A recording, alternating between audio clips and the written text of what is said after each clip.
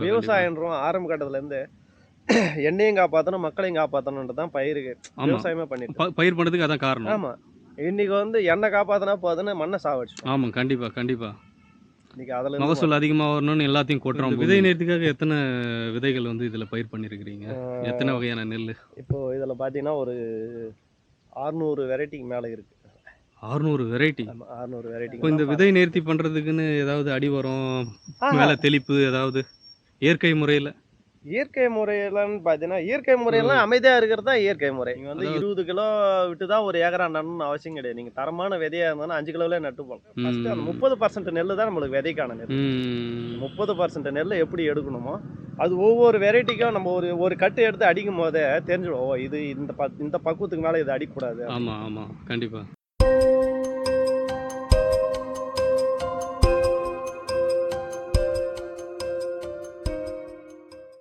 வணக்கம். வணக்கம். என் பேரு கார்த்திக்.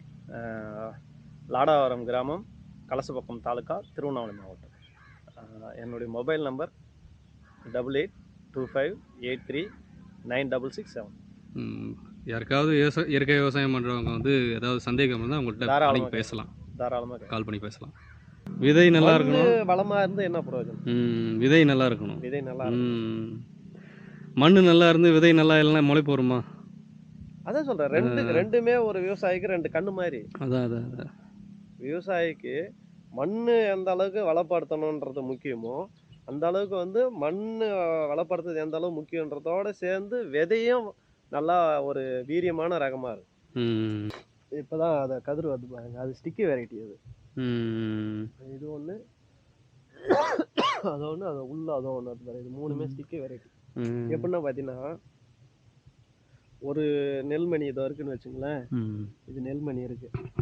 இது ஒண்ணு தான் இருக்கு. ஆமா. ஆனா இந்த கொத்துலயே வந்து 3, 4 இருக்கும். ஒரே இதுவுல. இப்ப மாங்காய் எப்படி பிடிக்குது? ஆ. ஒரு கொத்துல வந்து அது எப்படி சொல்லுவாங்கன்னா, தேங்காய் பூ சம்பான்னு சொல்லுவாங்க. நம்ம ம். தமிழ்நாட்டு வெரைட்டி வந்து தேங்காய் பூ சம்பான்னுவாங்க. ம். தேங்காய் பூ சம்பான்னா, இப்ப தேங்காய் கொத்து பாலை வருதுன்னு வச்சுக்கங்களேன். ஆமா. அந்த பாலை எப்படி இருக்கும்? கொத்து கொத்தா வரும். எக்கச்சக்கமா ஆமா. அந்த மாரி வரும். அதனால தேங்காய் பூ சம்பான்னு சொல்லுவாங்க. கேரளாவுல அதே வந்து தேப்பாக்குன்னுவாங்க.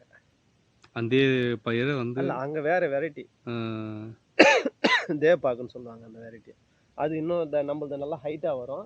அது ம். வந்து ஒரு 3 அடி இல்ல 3 1/2 அடி தான் வரும் ஹைட். ம். நான் பியூரிட்டி பண்ண ரகங்கள்லாம் ம். ஒண்ணு கதிர் வாங்கியிருக்கோம். ஆமா. அந்த கடைசி பார்த்தாலும் அது ஒரே ஈவனா இருக்கும். அதான். ஒண்ணு முன்ன முத்துறது, ஒண்ணு பின்னாடி முத்துறது, அந்த இதுக்கே இடம் இருக்காது. ம். ஒரே ஒரே அந்த ஈவனா வர மாரி தான் பண்ணி வச்சிருப்போம். ம். இதுதான் சொல்றது விதை பியூரிட்டி. ம். விதை வந்து இன தூய்மையோட வைக்கிறது அப்படின்னு சொல்றது இதுதான். ம். ஒரு விதைய வந்து நம்ம வந்து இடுபொருள் குடுக்கறதால மட்டும் அதிகமான மகசூல் கொண்டு வர முடியுமான்னா முடியாது. ம். அதிகமான மகசூல் கொண்டு வரணும்னா விதையோட இன தூய்மை கட்டாயம் முக்கியம். ம். இதுக்கான வேலைகள நம்ம ஒவ்வொரு விவசாயிகளும் நம்ம வருஷத்துக்கு வந்து 3 முறை பயிற்சி குடுக்குறோம். இந்த விதைக்காக மட்டுமே 3 முறை பயிற்சி குடுக்குறோம். இங்க தோட்டத்திலேயேவா? டைரக்ட்டா ஃபீல்டு விசிட்டு ம். வந்து இந்த விதை பயிற்சியும் குடுக்குறோம் நம்ம. விதை ம். எப்படி எடுக்கிறது? ம். அது எப்படி எடுத்தா நம்ம மகசூல் கூட்ட முடியும்? எல்லாருமே பார்த்தீங்கன்னா, இடுபொருள் பயிற்சி தான் குடுப்போம். நாங்க இடுபொருள் பயிற்சி குடுக்க மாட்டோம். விதை எடுக்கிற முறைய சொல்லிக் குடுப்போம். நாங்க பார்த்தீங்கன்னா, இப்போ இது இருக்கு. ம். இது இருக்கு. இது தாய் விதை. ம்.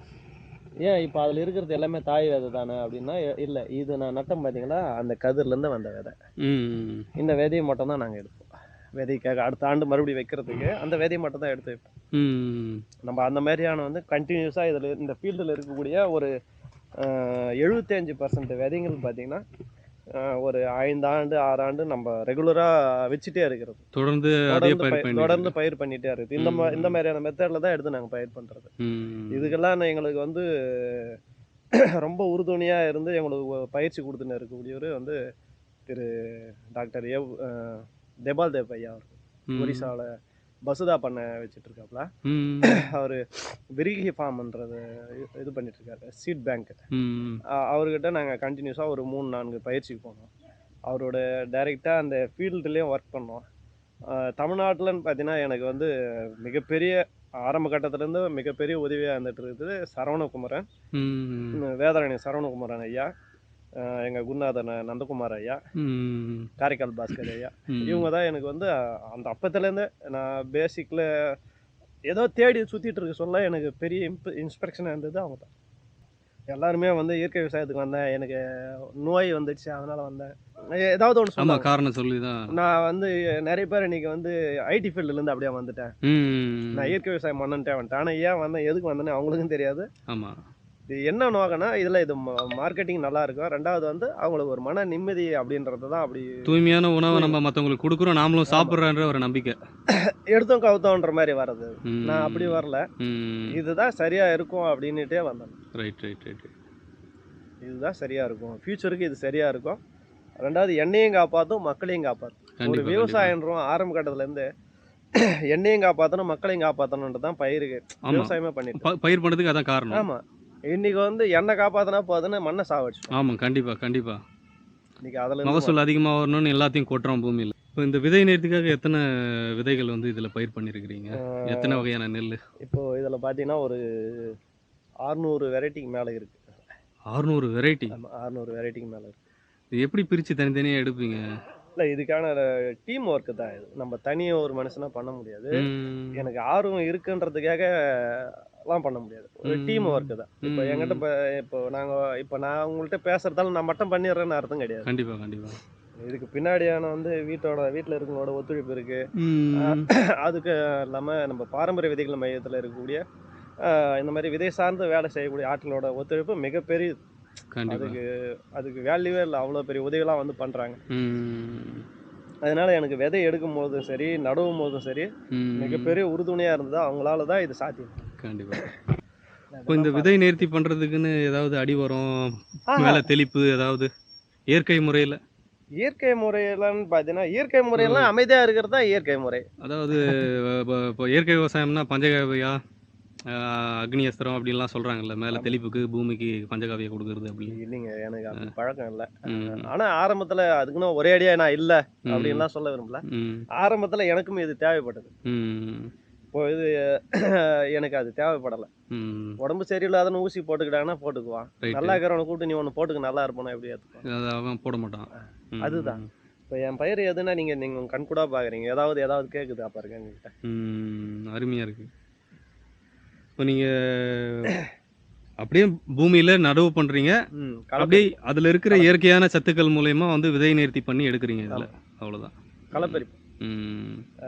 இது என்னன்னா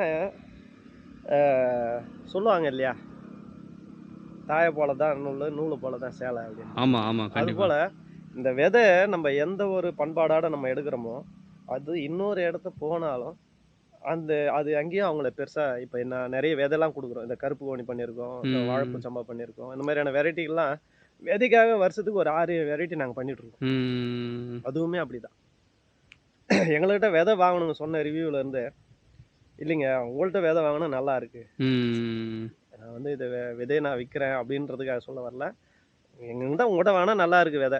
அதுவாக வளர்ந்து வர்ற விதைகள் வந்து தரம் அதிகமாக இருக்குது. தரமாக இருக்குது. அது ஏன்னா அது எல்லா சீதோஷனில் தாங்கி வருது. இப்போது அறிவியலாளர்களே சொல்கிறாங்க, நீங்கள் சயின்டிஸ்டே சொல்கிறாங்க, பூச்சி மருந்து அடிச்சிங்க கண்ட்ரோல் ஆகலை, மறுபடியும் பூச்சி வந்துருதானே இருக்குண்ணா. இல்லை, நீங்கள் அடிக்கிற பூச்சி மருந்தால் அந்த பூச்சிகள் வந்து அதை நீங்கள் கொடுக்குற அந்த மருந்தை தாங்கி அதை எதிர்ப்பு ஆற்றலை வளர்த்துக்குது, பழகிடுச்சு, அந்த பழகுது. நீங்கள் வருஷத்துக்கு ஒரு 2 வருஷத்துக்கு முன்னே ஒரு பெஸ்டிசைடு பற்றி பேசியிருந்தாங்கன்னா இன்றைக்கி அந்த பெஸ்டிசைடு பற்றி பேச மாட்டாங்க. ஏன்னா அதுக்கு வேறு காம்பவுண்ட் போட்டால் தான் அந்த பூச்சியை அங்கேருந்து துரத்த முடியுன்ற நிலைக்கு அவங்க வந்துட்டாங்க. இதை ஏன் தொடர்ந்து நான் ஏன் வந்து அந்த பூச்சிக்கு ஏன் தொந்தரவு கொடுக்கணும்? இப்போ பூச்சி பலப்படுத்துறது என்னுடைய வேலையா இல்லை விதையை பலப்படுத்துவது என்னுடைய வேலையா? விதை தான் முக்கியம், விதை தான் பலப்படுத்தணும். அப்போ நான் விதையை பலப்படுத்துகிற வேலையை நான் பார்க்குறேன், பூச்சி நான் பலப்படுத்த வேண்டிய அவசியம் எனக்கு என்ன இருக்குது? Super sir. இவன் பலமாக இருந்தாக்கா அவன் தன்னால அவன் ஓடி போகிறான். அந்த மாதிரி இடத்துக்கு தான் இவங்க இருக்கிறவங்க எல்லாருமே அப்படி தான் நான் பழகி வச்சுருக்கேன். சூப்பர். எனக்கு கற்றுக் கொடுத்த குருமார்களும் எனக்கு அதான் சொல்லி கொடுத்தாங்க. அவங்களுடைய வழியிலையும் எங்கள் மூத்தவங்க சொல்லி கொடுத்த ஒரு சில வேளாண் வழியிலையும் தான் நான் இந்த பெரிய பயணத்தை நாங்கள் மேற்கொண்டோம். எந்த இடுபொருளும் கொடுக்காம வந்து நம்ம விளைவிக்கிறோம்ல நெல், ஆமாம், அது வந்து நம்ம நார்மல் பீரியடோட வருதா இல்லை வந்து எக்ஸ்ட்ரா ஆகுதா டைமு? அதுதான் நாங்கள் சொல்ல வரோம். நாள் அதனால் வந்து நம்ம இடுப்பொருள் கொடுக்கறதால 10 நாள் முன்னே வரும், ம். இது 10 நாள் பின்னாடி வரும். அந்த பிரச்சனையே அதில் வராது உங்களுக்கு. ம். இது நாள் என்னமோ அதோட தான் இந்த நாள் வந்து எந்த வேரியேஷன் நடக்காது. ஒரே வேரியேஷன் மட்டும் நடக்கும். ஒரு வேளை வந்து கிளைமேட் சேஞ்ச் ஆகுதுன்னா அப்போ உங்களுக்கு வேரியேஷன் நடக்கும். ம். இப்போ இன்கேஸ் தவறி இந்த வருஷம் வெயில் அதிகமாக இருக்குன்னு வச்சுங்களேன், ஒரு 4 நாளோ 5 நாளோ முன்னே அறுவடைக்கு வந்துடும். ஆ. பனி அதிகமாக இருக்குன்னா ஒரு 4-5 நாள் அறுவடை பின் தள்ளி போகும். ம். இப்போ வந்து தூய மல்லி வந்து 135 நாளுன்னு சொல்லுவாங்க. ம். பனி அதிகமாக இருக்கட்டும், இந்த வருஷமே நீங்கள் இதை நோட் பண்ணுங்கள். ம். பனி அதிகமாக இருக்கட்டும், உங்களுக்கு ஒரு வாரமோ இல்லை 10 நாளோ கூட ஆகலாம். மற்றபடி நம்ம இடுபொருள் கொடுக்கறதுனால தான் அதனால மாறுபடுறது எந்த கிடையாது. இதுவும் வராது. ம். நான் இடுபொருள் கொடுக்கறதால எனக்கு வந்து முன்னாடியே விளைஞ்சிடும் அப்படின்றதுலாம் ஃபேக் அது. இப்போ செயற்கை விவசாயம் பண்ணுறவங்களாம் நான் என் செடிகளுக்கு இது போட்டேன், நெல் பயிருக்கு இது தூவணும், அதனால தான் சீக்கிரம் விளைஞ்சிருச்சு எங்களுது அப்படின்றாங்க. கதிர் இல்லை, வாங்கி அது வச்சிடுறாங்க. செயற்கை விவசாயத்தில் இன்னைக்கு நிறைய நடக்குது. அது நான் அதை சொல்லலாமா என்னன்னு எனக்கு தெரியல, இருந்தாலும் நான் சொல்கிறேன். ம். இன்னைக்கு இது பார்த்தீங்கன்னா இன்னும் எனக்கு வந்து ஒரு 15 நாள் ஆகும்னு வச்சுக்கோங்க அறுவடைக்கு. இது ம். நுனி நெல் மட்டும் பழுத்து இருக்குது. ம். இந்த நுனி நெல் பழுத்து இருக்கு, ஆமா. இதெல்லாம் இன்னும் பழுக்கல. ம். எனக்கு மழை வரும் போல தெரியுது. ம். ரசாயன விவசாயத்தில் இன்னைக்கு மருந்து இருக்கு. ரசாயன விவசாயத்தில் மருந்து அடிச்சிங்கன்னா இன்னைக்கு அடிச்சிங்கன்னா போய் செஞ்சு அறுவடைக்கு சரியாயிடும். ம். அதனால அவங்களுக்கு அந்த ஒரு வாரம் அவங்க சொல்றது கரெக்ட் தானே. ம். அதுபோல் இயற்கை வேளாண்மை வேறு, ரசாயன வேளாண்மை வந்து அது தனி வழி, தனி போக்கு. அதுக்கு இதுக்கும் எந்த காலத்துலையுமே ஒத்துட்டு வராது. இயற்கை விவசாயத்தின் மூலயமா வந்து எவ்வளோ மகசூல் எடுத்துருக்கிறீங்க அதிகபட்சமாக உங்களோட இடத்துல?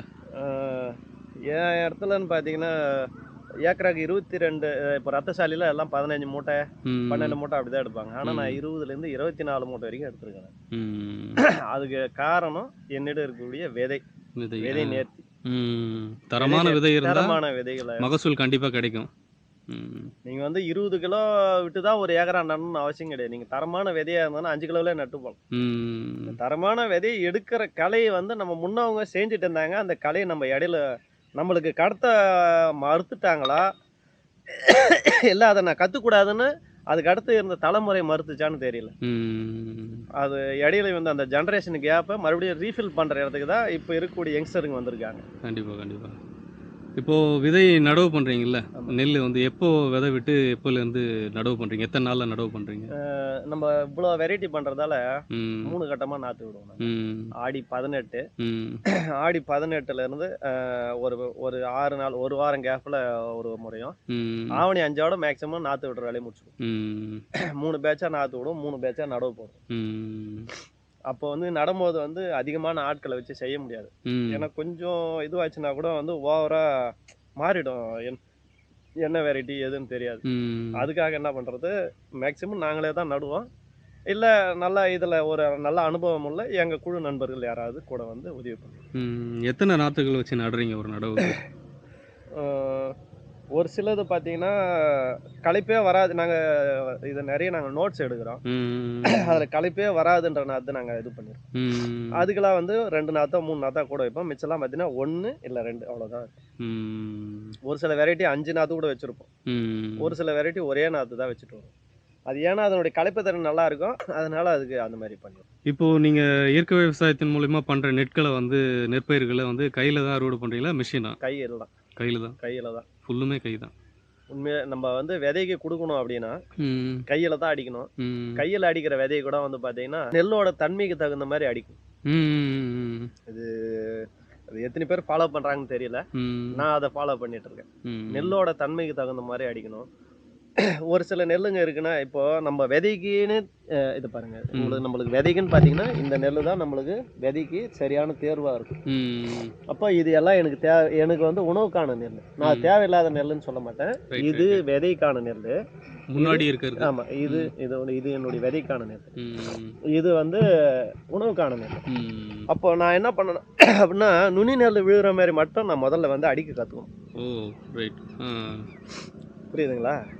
நுனி நெல்லை மட்டும் அடிக்க கற்றுக்கணும். அப்படின்னா ஃபஸ்ட்டு ஒரு அரி எடுத்து தட்டும் போது, இப்போ கருப்பு கோணிக்கெலாம் எந்த அளவுக்கு ஒரு பலு கொடுக்கணும், அதெல்லாம் நிறைய இருக்குது. இது எல்லாமே தான் நாங்கள் சொல்லிகிட்டு இருக்கோம்.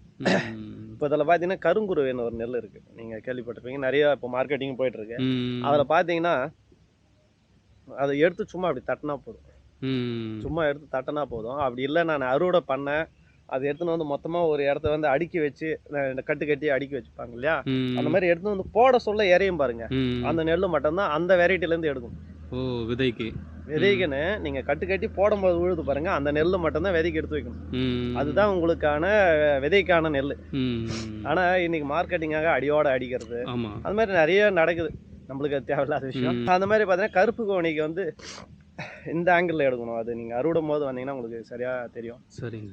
சரியான பார்த்தீங்கன்னா ஓங்கிய ஒரு வெயிட்டு இது ட்ரான்ஸ்ஃபர் பண்ணக்கூடாது. சிம்பிளாக ஜஸ்ட் அப்படி தட்டும் போது என்ன விழுதோ அதை மட்டும் எடுக்கணும். அப்போ தான் நம்மளுக்கு ஃபஸ்ட்டு அந்த 30% நெல் தான் நம்மளுக்கு விதைக்கான நெல். 30% நெல் எப்படி எடுக்கணுமோ அது ஒவ்வொரு வெரைட்டிக்கும் நம்ம ஒரு கட்டு எடுத்து அடிக்கும் போதே தெரிஞ்சிடும், ஓ இது இந்த பக்குவத்துக்கு மேலே இது அடிக்கக்கூடாது. ஆமாம் ஆமாம், கண்டிப்பாக அந்த மாதிரி எடுத்து தான் நாங்கள் பண்ணிட்டோம். சரிங்க சரிங்க. இப்போ நாங்கள் அந்த மாதிரி எடுத்து கொடுத்தது தான் துளசி அண்ணன்ன்றது. இந்த ஆத்தூர் கிச்சிலி ஃபஸ்ட்டு இந்த ஃபீல்டில் தான் பண்ணோம். இந்த ஃபீல்டில் பண்ணி தான் அவர்கிட்ட கொடுத்தோம். சரிங்க சரிங்க. அவர் தான் நாங்கள் வந்து விதையில இன்னும் சரியாக வேலை செஞ்சோன்றது எங்களுடைய முதல் சான்று அவர். ஓ, ஆமாம், எங்களுக்கு வந்து சான்றது இப்போ நோட்டில் இல்லை, ஒரு அட்டையில் இல்லை, ஒரு சீல்டா இல்லை, எங்களுக்கு சான்றுன்னா அவர் தான், துளசி ஐயா தான். ஏன்னா வந்து அவர் தான் வந்து எடுத்து போய் நட்டவர், நட்டுட்டு அதுக்கான அந்த ரிசல்ட் சொன்னவர், கொடுத்தது எல்லாம் அவர் தான். நாங்களும் டைரெக்டாக ஒரு ஃபீல்டு போய் பார்த்தோம். ஒரு ஏக்கர் 5 சென்ட் அந்த இடம் 47 மூட்டை அறுவடை பண்ணார். இன்னைக்கு செயற்கை விவசாயத்தில் கூட அவ்வளோ எடுக்க வராது. ஆனால் அந்த விதையை எடுக்கிற பக்குவத்தை மறுபடியும் அவர் மறுபடியும் அதை இப்போ நான் ஒரு முறை கொடுத்துடலாம், வருஷம் ஃபுல்லாக என்னால் அப்படி கொடுக்க முடியுமான்னு பார்த்தோன்னா முடியாது. கண்டிப்பாக முடியாது. அது ஒரு முறை கொடுக்குறோம் அப்படின்னா அதை மறுபடியும் அந்த விவசாயத்தை ஃபாலோ பண்ணணும். அவங்களே தகவல் அமைச்சு மறுபடியும் சரி ஒரு 10 கிலோ நெல் தானே எடுத்து வைக்க முடியாதா என்ன? எவ்வளோ வேலை செய்கிறோம், எவ்வளோ டைம் வேஸ்ட் பண்ணுறோம், ஒரு 10 கிலோ நெல் ஒரு ஏக்கராக எடுத்து வைக்க முடியாது எப்படி ஒரு விவசாயம்? கண்டிப்பாக. இதை தான் சொல்கிறோம், வருஷம் நாங்களும் விதை விற்றுட்டு தான் இருக்கோம். அது யார் வாங்குறாங்கன்னு நாங்கள் டைரியில் பண்ணிட்டு இருக்கோம். டைரி எடுத்துகிட்டு திரும்ப வரவங்க யார் திரும்ப வந்தால் கொடுக்க மாட்டேன். திரும்ப வராங்களான்னு பார்த்துட்டு கொடுக்க மாட்டாங்க, இல்லைங்க விதை இல்லை அப்படின்னு. ஏன்னா அவங்க வந்து விவசாயத்துக்கு விதை நேர்த்தி பண்ண தயாரா இல்லை, விவசாயத்துக்கு லாய்க்கு இல்லாத ஆட்கள், விதை நேர்த்தி தெரியாதவங்க கிடையாது, விவசாயத்துக்கு லாய்க்கு இல்லாத ஆளுங்க. அவங்களுக்கு நான் கொடுத்து நான் உழைப்பு இவ்வளோ போட்டு எஃபெக்ட் போட்டு நான் பண்ணுறதுல என்ன பிரயோஜனம் இருக்குது? ரைட். பணம் தான் முக்கியம்னா எவ்வளோ வேலை இருக்குது, போயிருக்கலாமே. நான் ஏன் அதை விட்டுட்டு இங்கே வந்து இருக்கிறேன்? அப்போ நான் அங்கே வந்து இருக்குன்னா மறுபடியும் அந்த பணத்துக்கு அடிமையானோன்னா மாற்ற யாரும் வரக்கூடாதுன்றதுல இங்கே இருக்கக்கூடிய இளைஞர்கள்லாம் தெளிவாக இருக்காங்க. நான் இல்லை, இங்கே இருக்கிற இளைஞர்கள் எல்லாருமே அப்படிதான். சூப்பர் சார், நன்றி ஐயா உங்கள் நேரத்துக்கு. நன்றி.